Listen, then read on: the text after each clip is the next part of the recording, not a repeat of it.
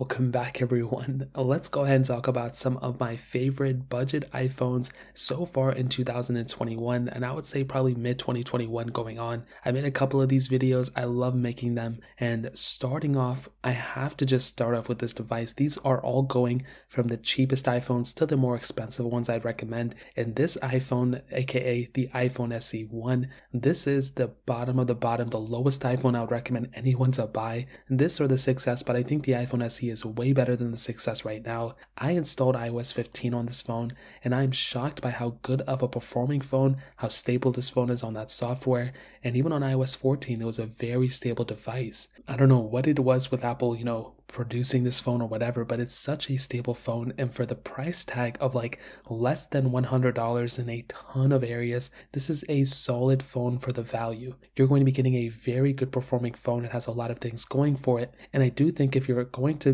be somebody who ends up buying a cheap iPhone, if you need something just to get you from point A to point B, this iPhone SE, the iPhone SE1, is a very solid phone for sure. Now second up, I do have the iPhone 7 Plus. Now this is a phone I was kind of hesitant on recommending, but if we're going to go from the cheapest iPhones onwards, this is the next level I would recommend. I would even recommend this phone more than an iPhone 7. Now this phone is a phone I used for a while. I still use it for iOS 15 videos and stuff, and it's a very good phone as well. There are some limiting factors to it. One of the biggest things is that iOS 15 is probably going to end up being one of the last versions of software, so it's either this one or the next one, but you're still going to be getting a very stable phone. It's good for the most part. There's really nothing super crazy or bad with it. I think since iOS 13, these things have gotten a lot more stable, less boot loops, less factory resets I've had to do. So this is another solid phone I'd recommend people to buy. And if you're in the market, I think the 7 Plus would be the next, budget tier older iPhone I'd recommend people to buy.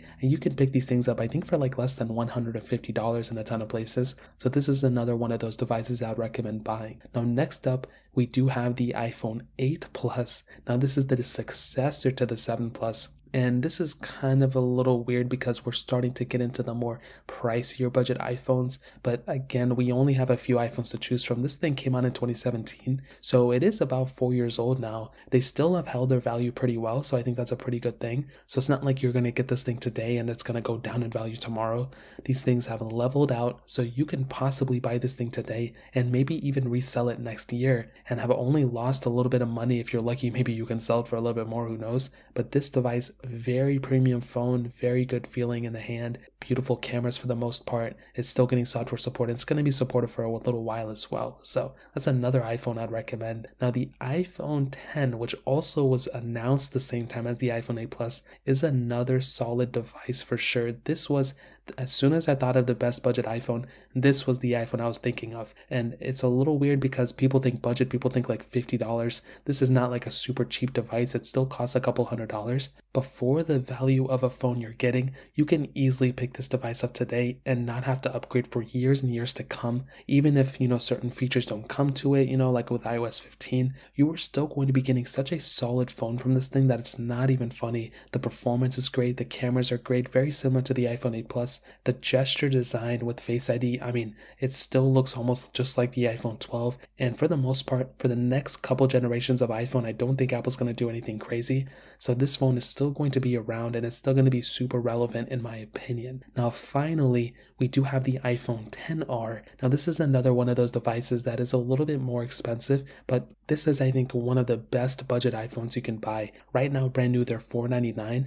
I've seen them go in the used market for less than $300. So choose whichever one. If you're comfortable buying a used iPhone, go for it. I'd recommend it. But even brand new, $499 for this device is not bad. It just came out in 2018. And this is another one of those solid phones. I'd be like, bro, pick this thing up. If you have to buy a phone and you want to keep it for years and years to come, the iPhone XR, you cannot go wrong with it. It is one of the safest iPhones you can buy. The performance is great with that Apple A12 Bionic chip inside of it. You're getting 3 gigabytes of RAM, which is more than enough on an iPhone. You're getting software support for a long time as well. So this is another one of those devices you cannot go wrong with, in my opinion. So those are a couple of different iPhones I'd recommend, kind of in that more budget tier of device. If you guys want to pick these things up, links are down in the description. You can get that from there and help support the channel at the same time. If you guys have any other questions, let me know in the comment section as well. Hit the like button, but definitely hit that subscribe button. More importantly than everything else, I love every single one of you guys. Hopefully I'll catch you guys in the next video. Peace out till then.